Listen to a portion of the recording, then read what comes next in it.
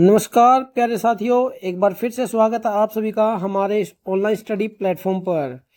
कल की क्लास में हमने क्या पढ़ा था? हमने पढ़ा था प्रतिरोध के बारे में कि रेजिस्टेंस क्या होता है। कल किया था हमने रेजिस्टेंस का पार्ट 1। क्या पार्ट 1? आज की क्लास में हम करने वाले हैं रेजिस्टेंस का पार्ट 2। कल हमने रेजिस्टेंस को समझा था कि रेजिस्टेंस क्या होता है, स्पेसिफिक रेजिस्टिविटी क्या होती है, और कुछ बेसिक के बारे में पढ़ा था हमने। ताप गुणांक के बारे में भी पढ़ा था कि ताप गुणांक क्या होता है। आज इस क्लास में हम कलर कोडिंग को पढ़ने वाले हैं और रेजिस्टेंस की जो कनेक्शन किए जाते हैं वो किस तरीके से किए जाते हैं, सीरीज में, पैरेलल में, मिक्स किए जाते हैं, स्टार से डेल्टा, डेल्टा से स्टार। आज की क्लास में हम ये सब पढ़ने वाले हैं। दोस्तों, अगर आप हरियाणा ALMSA की तैयारी कर रहे हैं तो आप हमारे इस बैच से जुड़ सकते हैं, क्योंकि ये बैच आपके लिए बहुत ही कामयाब साबित होने वाला है। यदि आप सेंटर के कोई एग्ज़ाम जैसे बार्क, इसरो या फिर DRDO की तैयारी कर रहे हैं, उसमें भी ये हमारा बैच बहुत ही कामयाब साबित होने वाला है। यदि आपका कोई दोस्त है जो हरियाणा ALMSA या फिर कोई भी सेंटर के एग्ज़ाम की तैयारी कर रहा है तो आप हमारी ये वीडियो उसके पास शेयर कर सकते हैं। तो चलिए दोस्तों, ज़्यादा टाइम ना खराब करते हुए वीडियो को स्टार्ट करते हैं। आज का सबसे पहला टॉपिक क्या है दोस्तों? आज का सबसे पहला टॉपिक है कलर कोडिंग। कलर कोडिंग क्या होती है, सबसे पहले हम पढ़ेंगे आज कलर कोडिंग को। देखिए दोस्तों, कलर कोडिंग होता क्या है, सबसे पहले ना आज यही समझते हैं। कार्बन प्रतिरोध का जो आकार है इतना छोटा होता है कि प्रतिरोध का मान उस पर प्रिंट करने की बजाय कलर कोडिंग को प्राथमिकता दी जाती है ताकि मान दर्शाने में अधिक सुविधा हो। देखिए दोस्तों, जो कार्बन प्रतिरोध होते हैं ना, वो आकार में बहुत छोटे होते हैं, बहुत छोटे छोटे। अगर उनके ऊपर ना हम ये नंबर लिखेंगे कि इसका मान कितना है, किस रजिस्टर का मान कितना है, अगर ये हम उसके ऊपर प्रिंट करके लिखेंगे ना, तो हमें ये पहचानने में बड़ी मुश्किल होगी कि वो कितने मान का है, क्योंकि एक छोटे से रजिस्टर पर लिखना भी बहुत मुश्किल होता है। इसलिए हम कार्बन प्रतिरोध पर कलर कोडिंग को ज़्यादा मान्यता देते हैं। क्यों? क्योंकि कलर कोडिंग से हम आसानी से पता लगा सकते हैं कि ये रजिस्टर कितने मान का है, इसलिए हम इस पे कलर कोडिंग करते हैं। और इस पे ना दो विधियां होती है रंग अंकन की विधियां, मेथड ऑफ कलर मार्किंग। उसके ऊपर कलर को लगाने की दो विधियां है। कौन कौन सी? एक तो है बैंड टाइप और एक होती है बॉडी टाइप। दोनों को बारी बारी से पढ़ेंगे। पहले पढ़ते हैं बैंड टाइप को। इस विधि में प्रतिरोध की बॉडी पर विभिन्न रंगों की सामान्यतः 4 पत्तियां अंकित की जाती है। क्या होता है? कोई रजिस्टर होता है, उसके ऊपर बैंड लगा दिए जाते हैं या फिर छल्ले लगा दिए जाते हैं अलग अलग कलर के, जिससे पहचाना जा सके कि ये रजिस्टर कितने मान का है। पहली पट्टी का रंग क्या है? प्रतिरोध के पहले अंक को, और दूसरी पट्टी का रंग दूसरे अंक को, तीसरी पट्टी का रंग गुणक को यानी कि मल्टीप्लायर मल्टीप्लायर को दर्शाता है। और चौथी पट्टी जो है सहनशीलता को व्यक्त करती है। सहनशीलता मतलब टॉलरेंस को व्यक्त करती है। इसके अतिरिक्त 2 अन्य प्रकार के बैंड भी प्रयोग में लिए जाते हैं। कैसे? जो 5 बैंड और 6 बैंड वाली श्रेणी में वर्गीकृत किए जाते हैं। क्या दोस्तों? जो बैंड है, या तो हम किसी रजिस्टर पर 4 बैंड लगाते हैं, या फिर 5 लगा देते हैं, या फिर 6 लगा देते हैं। कितने होते हैं? 4, 5 या 6। बारी बारी से सभी को पढ़ेंगे। जैसे ये मान लो एक रजिस्टर है, इसके ऊपर पहला, दूसरा, तीसरा, चौथा, पांचवा, छठा ऐसे छल्ले लगा देते हैं या फिर बैंड लगा देते हैं अलग अलग कलर के, जिससे पहचानने में आसानी होती है कि इसका मान कितना होता है। ठीक है दोस्तों, समझ आ गया बैंड टाइप। अब आगे क्या पढ़ते हैं? Body type. ज्यादातर जो सवाल है वो बॉडी टाइप से बनते हैं।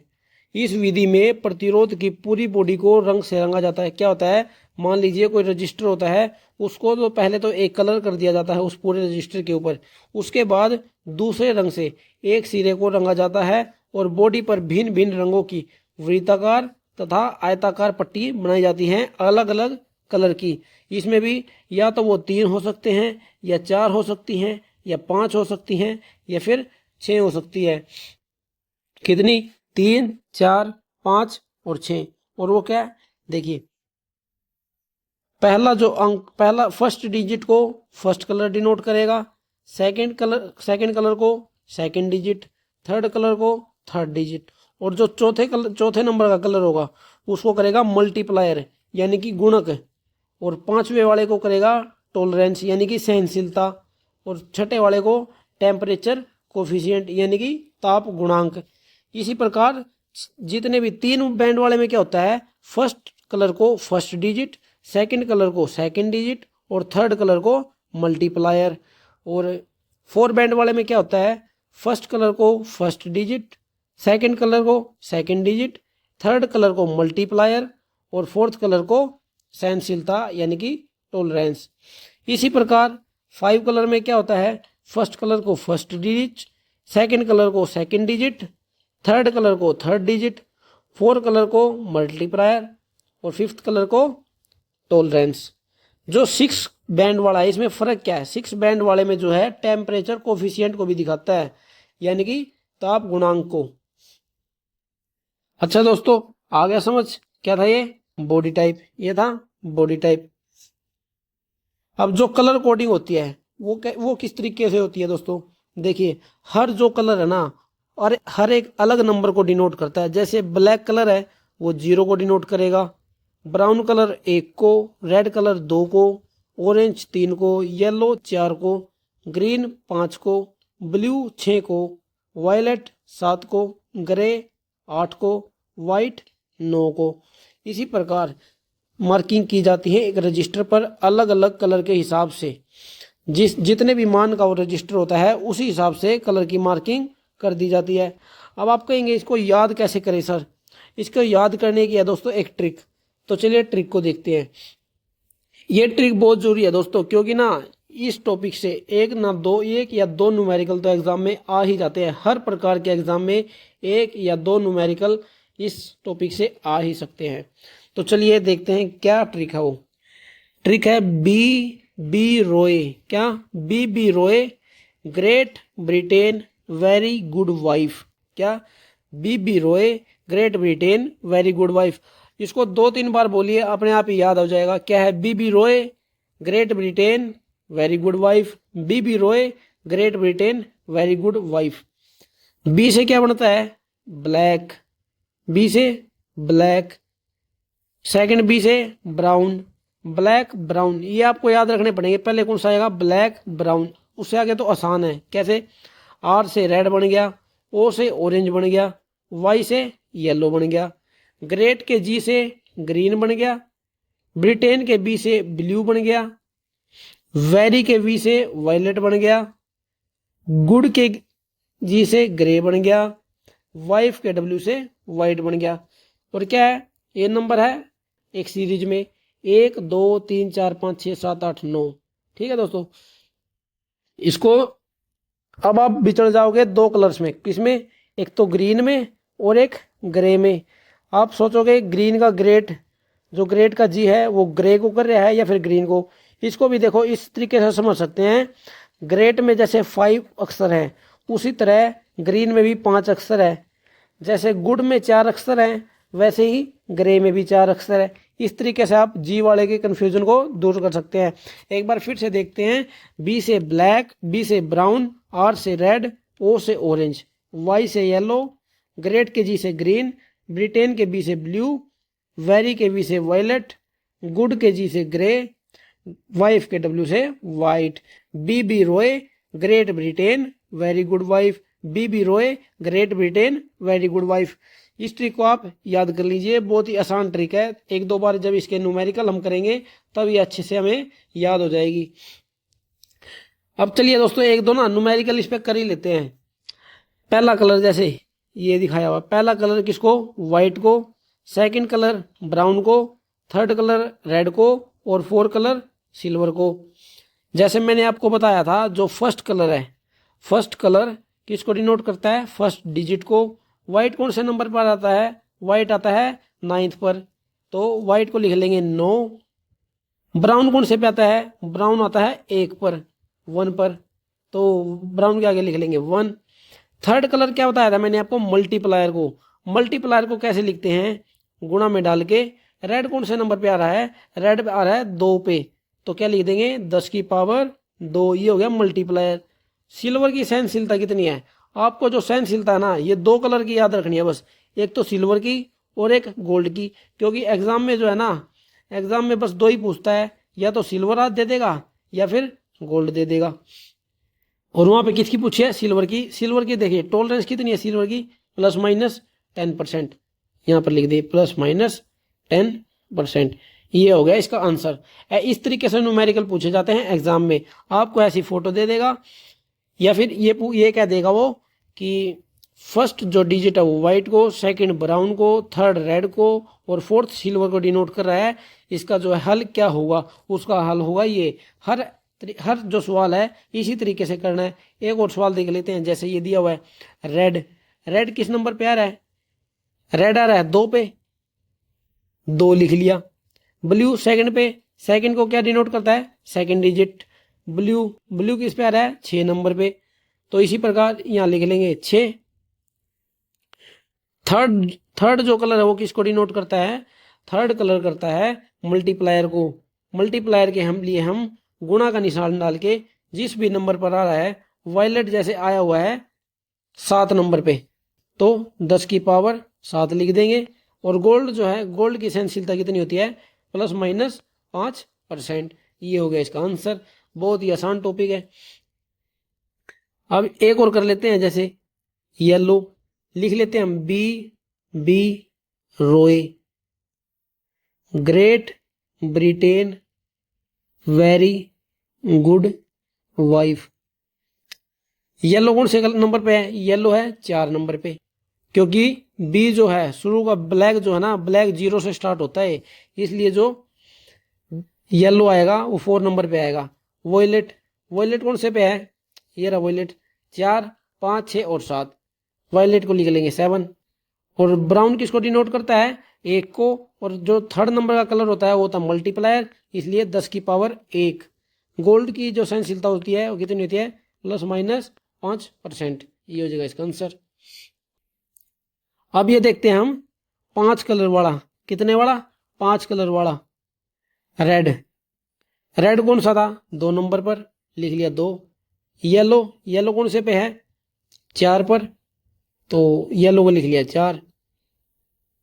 और जो 5 वाला होता है ना दोस्तों, 5 वाले में थर्ड जो डिजिट होता है वो थर्ड नंबर को डिनोट करता है, इसलिए ऑरेंज कौन से पे है? ऑरेंज है 3 नंबर पर। जो थर्ड डिजिट होता है, थर्ड डिजिट को भी 3 लिखेंगे, क्योंकि दोस्तों ये जो पहले हमने किए ना, ये 4 वाले किए हैं जिस पर 4 कलर होते हैं। अब ये हम कर रहे हैं 5 कलर वाला। मैंने आपको पहले ही बताया था, जो 5 कलर होता है उसमें थर्ड जो कलर होता है वो थर्ड डिजिट को डिनोट करता है, और मल्टीप्लायर को करता है फोर्थ वाला। ब्लैक कौन से नंबर पर आता है? ब्लैक आता है 0 पर, 10 की पावर लिख दिया 0। गुणा, गोल्ड, गुणा नहीं, गोल्ड, गोल्ड कौन से पे आता है? गोल्ड का क्या है? 5th कलर किसको डिनोट करता है? टॉलरेंस को, इसलिए +-5%। ये हो जाएगा इसका 5 वाले का। एक बार 6 वाला भी देख लेते हैं। 6 वाला क्या कहता है? बी से ब्लू, क्या है? ट्रिक लिखेंगे बी रोए। Great Britain very good wife. Blue 1, 0, 1, 2, 3, 4, 5, 6, 7, 8, 9। बिल्कुल आसान ट्रिक है दोस्तों। ऐसे लिखना है बी रोए great Britain very good wife, जिससे आपको आसानी हो। फिर उनके नीचे नंबर लिख लीजिए। क्या है? ब्लू क्या क्या है? 6 लिख दिया। ब्लैक कितना है? 0। आगे क्या है? ग्रीन के नीचे क्या है? 5। 3 तो अक्सर लिख लिए, क्योंकि ये 3 डिजिट को कर रहा है। किसको? 3 डिजिट को कर रहा है। इस सवाल में ना थोड़ी गड़बड़ है, फिर भी हम कर लेते हैं दोस्तों इसको, ठीक है ना। 3 कलर लिख लिए हमने। चौथा कलर किसको डिनोट कर रहा है? चौथा कलर कर रहा है मल्टीप्लायर को। मल्टीप्लायर को क्या लिखेंगे? मल्टीप्लायर को लिखेंगे वॉयलेट कौन से नंबर पे है? 7 नंबर पे, 10 की पावर 7। और 5वां नंबर किसको डिनोट करता है? 5वां नंबर डिनोट करता है सहनशीलता को। इसमें रेड दिया हुआ है, लेकिन वो बहुत कम पूछता है रेड के बारे में, इसलिए हम लिस्ट देख लेंगे। रेड की जो सहनशीलता है +-2% है। कितनी? +-2%। +-2%। वो पूछता नहीं है दोस्तों सवाल में कभी भी, ना तो रेड देगा, कोई भी कलर नहीं देगा, बस 2 कलर देगा, या तो सिल्वर देगा या फिर गोल्ड देगा। सिल्वर की आपको याद रखनी है +-10% है, और गोल्ड की याद रखनी है आपको गोल्ड की 5%, प्लस माइनस 5%। और 6 जो नंबर है ना दोस्तों, जो 6 नंबर है ये करता है ताप गुणांक को। ताप गुणांक बहुत ही कम एग्जाम में आएगा, 6 वाला आता है, 3 का पूछ 4 का पूछ लेगा या फिर 5 का पूछ लेगा। 5 का भी बहुत कम पूछता है, ज्यादातर वो 4 वाला ही पूछता है। तो चलिए अगले टॉपिक पर चलते हैं। अगला टॉपिक क्या है दोस्तों, प्रतिरोध के संयोजन। प्रतिरोध का किस प्रकार से जो है हम सर्किट में लगा सकते हैं, प्रतिरोध को किस तरीके से हम सर्किट में लगा सकते हैं। इसकी 3 क्रम है। श्रेणी क्रम संयोजन, या तो हम श्रेणी में लगा सकते हैं जैसे ऐसे, एक ये 2 नंबर हो गया, ये 3 वाला रेजिस्टेंस हो गया, या तो हम इस प्रकार से लगा सकते हैं, या फिर हम समांतर क्रम में लगा सकते हैं, या फिर हम मिश्रित संयोजन में लगा सकते हैं। चलिए एक एक करके तीनों को समझते हैं। सबसे पहले समझते हैं श्रेणी क्रम संयोजन यानी कि सीरीज कनेक्शन को। 2 या 2 से अधिक प्रतिरोधकों का ऐसा संयोजन जिनमें प्रत्येक प्रतिरोध से प्रवाहित होने वाली धारा का मान समान हो उसे श्रेणी क्रम संयोजन कहते हैं। क्या है, ऐसा सर्किट जिसमें हर एक प्रतिरोध से प्रवाहित होने वाली धारा जो है समान होती है। आपको एक चीज और बताना चाहूंगा, हमेशा सीरीज में जो है करंट सेम रहता है हर एक रेजिस्टेंस के अंदर। हर एक रेजिस्टेंस के अंदर सीरीज कनेक्शन में करंट सेम रहेगा। और पैरेलल में क्या, जो पैरेलल कनेक्शन होते हैं, पैरेलल में जो है वोल्टेज सेम होती है। क्या, वोल्टेज पैरेलल में वोल्टेज सेम होती है और सीरीज में करंट सेम होता है। इसको भी आगे समझते हैं। श्रेणी क्रम संयोजन में कुल वोल्टेज का मान जो है प्रत्येक प्रतिरोध के वोल्टेज ड्रॉप के बीजीय योग के तुल्य होता है। यानी कि हर एक रेजिस्टेंस के अंदर जितनी भी वोल्टेज ड्रॉप होगी ना, उनका अगर हम जोड़ करेंगे तो उस सर्किट में उतनी टोटल वोल्टेज होगी। इसको डायग्राम से समझते हैं। देखिए दोस्तों, मेरे को पता है आपको समझ नहीं आया होगा, लेकिन इसको आप आसानी से समझते हैं। देखिए दोस्तों, ये सर्किट है, यहाँ पर लगा हुआ है रेजिस्टेंस 1, यहाँ पर रेजिस्टेंस 2 है और यहाँ पर रेजिस्टेंस 3 है। जो इस सर्किट के अंदर वोल्टेज है, मान लीजिए वो वोल्टेज V है। अब R1 के अंदर कितनी वोल्टेज होगी, V1, R2 के अंदर होगी V2, R3 के अंदर होगी V3। अब जो V1 plus V2 plus V3 को मिलाएंगे तो वो ये टोटल V बनेगी, टोटल V। यानी कि हर एक रेजिस्टेंस के अंदर जितनी भी वोल्टेज ड्रॉप होगी ना, वो टोटल V होती है। ठीक है दोस्तों, उम्मीद आपको समझ आ गया होगा। इन तीनों को अगर हम जोड़ दें तो वो टोटल वोल्टेज निकल जाएगी, अगर इन तीनों के अंदर जितनी भी वोल्टेज है। क्योंकि हर एक रेजिस्टेंस के अंदर वोल्टेज ड्रॉप कितनी होती है, I R। जितना इस सर्किट के अंदर करंट चल रहा है और जितना ये रेजिस्टेंस है, उन दोनों की आपस में गुणा कर देंगे तो टोटल V आ जाएगी। वो हर उस रेजिस्टेंस के अंदर वोल्टेज ड्रॉप निकल कर आ जाएगा। ठीक है दोस्तों, अब क्या है, अब हम समझते हैं कि ये रेजिस्टेंस कितना होता है। सब टोटल रेजिस्टेंस कैसे निकालेंगे सीरीज सर्किट के अंदर। जब भी सवाल पूछा जाता है, वो क्या पूछा जाता है कि जो ये सर्किट है इसके अंदर कितना रेजिस्टेंस है। इसके अंदर टोटल रेजिस्टेंस होगा दोस्तों R1 plus R2 plus R3। क्या है, टोटल रेजिस्टेंस कितना है, हमें कुछ नहीं करना। जब भी हमें कोई सीरीज कनेक्शन दिख जाए ना, सीरीज कनेक्शन दिखते ही तीनों रेजिस्टेंस को, जितने भी रेजिस्टेंस उस सर्किट में दिए हुए हैं, सभी को आपस में जोड़ दीजिए। क्या निकल के आ जाएगा, टोटल रेजिस्टेंस निकल के आ जाएगा। क्या आ जाएगा, टोटल रेजिस्टेंस निकल के आ जाएगा।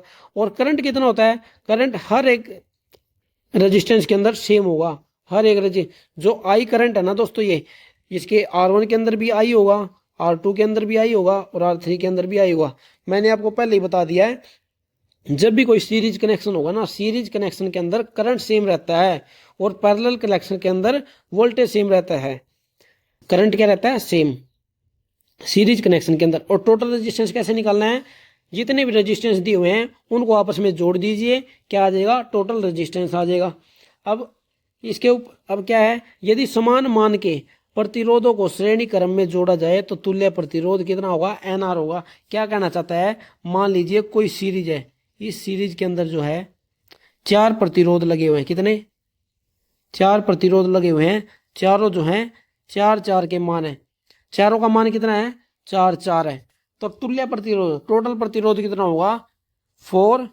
कितना है, टोटल कितने हैं, 4 गुणा में एक का मान कितना है 4, 4 चौके 16, यानी कि जो ये सीरीज कनेक्शन है इस कनेक्शन के अंदर टोटल रेजिस्टेंस जो है 16 ओम है, कितना 16 ओम है। ठीक है दोस्तों, यही कहना चाहता है। जितने भी मान लीजिए वो सवाल में क्या देगा आपको, वो दे देगा आपको सवाल में, मान लीजिए एक सर्किट है, उस सर्किट के अंदर 16 प्रतिरोध लगे हुए हैं, कितने 16 प्रतिरोध लगे हुए हैं, और हर एक का मान कितना है, हर एक का मान जो है 16 है। तो उससे कैसे निकालेंगे, 16 को 16 से आपस में गुणा कर देंगे। क्यों, क्योंकि टोटल 16 तो उसके अंदर रेजिस्टेंस है और एक रेजिस्टेंस का मान कितना है 16। इस प्रकार से हम टोटल रेजिस्टेंस को निकाल सकते हैं। लेकिन ये कब लगेगा, जब समान मान के प्रतिरोध लगे हों, कितने समान मान के प्रतिरोध श्रेणी क्रम में लगे हुए। कब, श्रेणी क्रम में, ना कि समांतर में। समांतर का भी हम आगे देखेंगे। और श्रेणी क्रम संयोजन का जो तुल्य प्रतिरोध होगा सबसे अधिक मान के प्रतिरोध से भी अधिक होता है।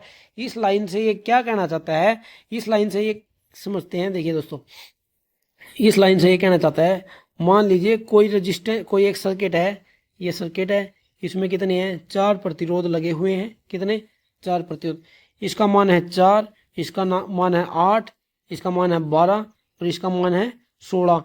ये केवल यही कहना चाहता है जो तुल्य प्रतिरोध होगा ना, इसका टोटल प्रतिरोध होगा, सबसे अधिक मान का प्रतिरोध कौन सा है, सबसे अधिक मान का प्रतिरोध है 16। जो टोटल प्रतिरोध होगा ना वो 16 से ज्यादा ही होगा, 16 से कम नहीं हो सकता।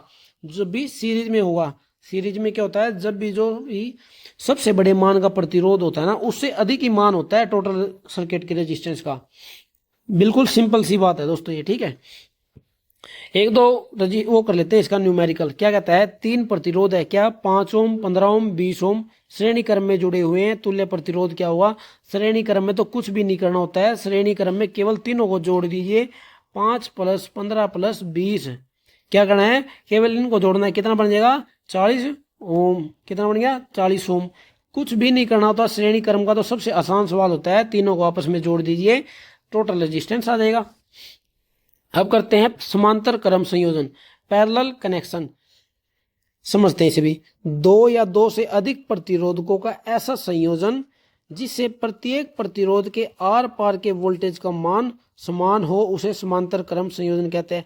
क्या कहता है, ऐसा कनेक्शन जिसके हर एक प्रतिरोध के अंदर वोल्टेज जो है समान हो उसी को समांतर क्रम संयोजन कहते हैं। मैंने आपको पहले ही बता दिया, सीरीज में करंट सेम रहता है और पैरेलल में वोल्टेज सेम रहती है। इस संयोजन में जो है धारा का मान जो है समान नहीं होता है, हर एक प्रतिरोध के अंदर धारा का मान समान नहीं होता है। कुल धारा का जो मान है प्रतिरोध में प्रवाहित धारा के योग के बराबर होता है, यानी कि हर एक प्रतिरोध के अंदर कितनी करंट जा रही है उन सभी का योग क्या होता है, टोटल क्या होता है, करंट होता है। जैसा कि सीरीज में वोल्टेज के साथ जो होता है वही पैरेलल में करंट के साथ होता है। ठीक है दोस्तों, क्योंकि सीरीज में वोल्टेज का योग करना पड़ता है हर एक प्रतिरोध के अंदर, और पैरेलल में करंट का योग करना पड़ता है हर एक प्रतिरोध के अंदर। इसको भी डायग्राम से समझते हैं। देखिए दोस्तों, ये होता है पैरेलल कनेक्शन। यहाँ पर वोल्टेज लगी हुई है V, यहाँ से करंट गया I, ये R1 है, ये R2 है और ये R3 है। तीनों के अंदर अलग अलग प्रतिरोध लगा हुआ है, तो टोटल जो धारा होगी ना अलग अलग ही करंट जाएगा। सीरीज में तो क्या था, सभी के अंदर I करंट जा रही थी, लेकिन इस सर्किट के अंदर पैरेलल में क्या होता है, हर एक रेजिस्टेंस के अंदर अलग करंट जाएगा, I1, I2 और I3। और टोटल I कितना होता है, टोटल I होता है I1 + I2 + I3। Total connection क्या होता है, I1 + I2 + I3। ठीक है दोस्तों, और वोल्टेज कितनी होगी, वोल्टेज कितनी होगी, जितनी वोल्टेज यहाँ पर है ना दोस्तों, जितनी V यहाँ पर है, R1 के अंदर भी V होगा, R2 के अंदर भी V होगी और R3 के अंदर भी V ही होगी, कोई अलग अलग नहीं होगी। ठीक है दोस्तों, क्योंकि पैरेलल में वोल्टेज सेम रहती है। अब आप कहेंगे सर सीरीज में तो हमें जोड़ना आ गया, टोटल प्रतिरोध निकालना आ गया, कैसे, तीनों को आपस में जोड़ दीजिए। लेकिन पैरेलल में क्या होता है, पैरेलल में थोड़ा अलग होता है। पैरेलल में क्या होता है, 1/R बराबर 1/R1 plus 1/R2 plus 1/R3। अब आप कहेंगे दोस्तों कि सीरीज में तो हमने सीधे जोड़ दिए, लेकिन पैरेलल में ऐसा क्यों करना पड़ रहा है? चलिए इसको ना सोल्व करके बताता हूं आप सभी को। जैसे हमने मान लिया आई करंट है, जो ये सर्किट है इसके अंदर अलग अलग करंट जाएगा। टोटल आई कितना होता है? I1 plus I2 plus I3। और आई का एक फॉर्मूला भी होता है, आपको सभी को पता होगा, आई बराबर वी बटे आर। आई बराबर वी बटे आर। इसी आई के मान को हम यहां पर रख देंगे इन तीनों में, ठीक है। आई बराबर क्या बन जाएगा? 1/वी बटे R1 प्लस वी बटे R2 प्लस वी बटे R3। कुछ भी नहीं किया है, बस आई का जो मान है ना वहाँ वो यहाँ पे रख दिया। आई का मान क्या होता है? वी बटे आर। ठीक है दोस्तों। इसी तरह जैसे इस सर्किट में R1 R2 R3 अलग अलग है, इसी तरीके से R1 अलग लिख दिया, R2 अलग और R3 अलग। अब क्या करते हैं,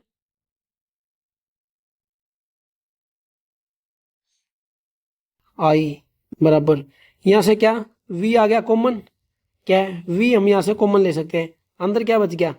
1/R1 plus 1/R2 plus 1/R3। Common आ गया यहां से V। अब V कहाँ जाएगा? अब यहां से V जो है ना ये I के नीचे आ जाएगा। क्या आ जाएगा? I के नीचे। और यहाँ इस साइड क्या बचेगा?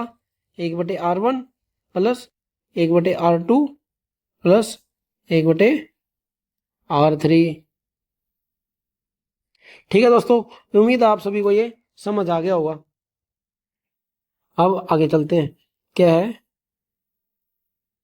आगे सोल्व करते हैं इसको। अब एक आर का क्या मान होता है?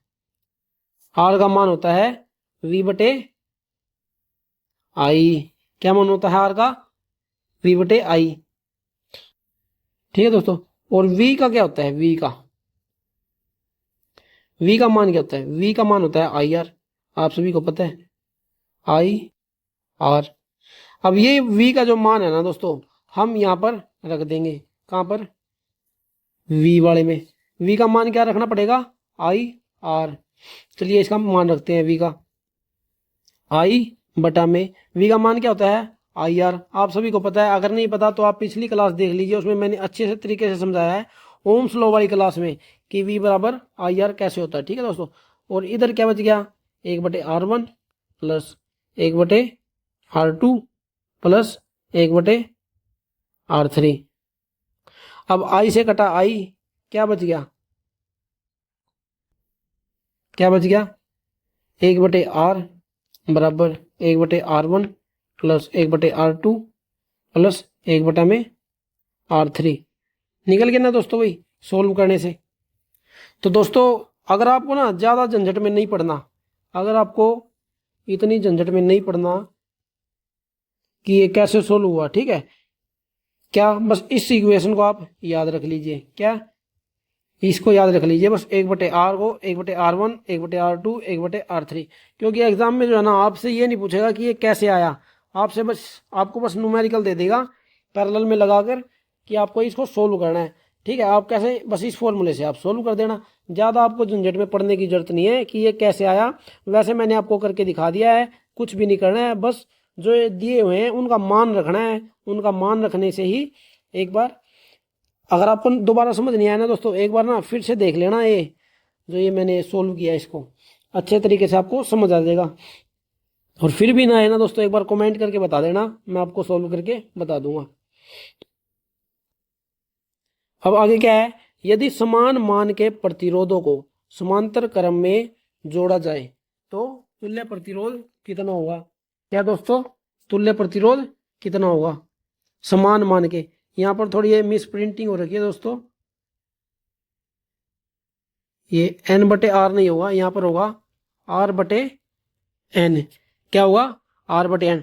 क्या कहना चाहता है? यदि समान मान के प्रतिरोधों को समांतर क्रम में जोड़ा जाए, मान लीजिए ये कोई रेजिस्टेंस लगे हुए हैं और ये आपस में पैरेलल कनेक्शन में लगे हुए हैं। ठीक है दोस्तों, हर एक का मान कितना है? 3 है।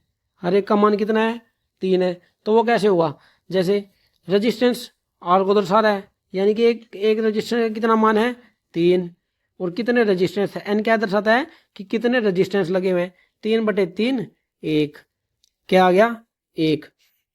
यानी कि जो इस सर्किट का जो रजिस्टेंस होगा वो कितना है 1, टोटल रजिस्टेंस कितना है इस सर्किट का 1। ठीक है दोस्तों, समझ आ गया आपको R/N सीरीज में क्या होता है, सीरीज में होता है N और R, यहाँ पर क्या है R/N। क्या कहता है, समांतर क्रम संयोजन का जो तुल्य प्रतिरोध है सबसे छोटे मान के प्रतिरोध से भी कम होता है, वो हमने इस एग्जांपल से देख लिया है। जैसे हर एक रेजिस्टेंस का मान कितना है 3, लेकिन टोटल रेजिस्टेंस कितना निकला 1। ये क्या कहना चाहता है, जो सबसे छोटे मान का जो प्रतिरोध है ना, सबसे छोटा मान कितना है इसमें 3 ही है, उसके उस छोटे मान से भी कम होगा, यानी कि 3 से भी कम होगा टोटल रेजिस्टेंस। यहां से हम एक बात को अच्छी तरीके से समझ सकते हैं कि अगर हमें रेजिस्टेंस का मान कम करना है तो हम उसको समांतर क्रम में लगा सकते हैं।